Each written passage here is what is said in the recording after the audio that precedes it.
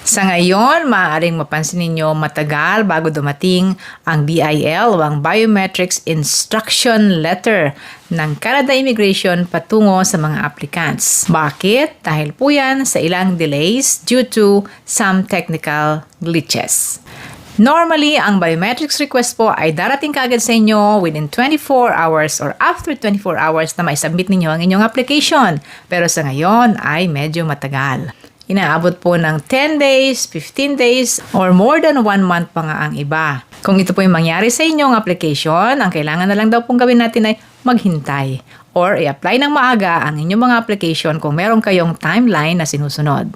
Sino-sino ang nagbibigay ng biometrics sa Canada? Halos lahat po ng mga aplikante nagta-travel at maninirahan, magtatrabaho, mag-aaral sa Canada ay magsasubmit ng biometrics. For your information, si Ate Menchie ito from Toronto, Canada. Thank you for watching.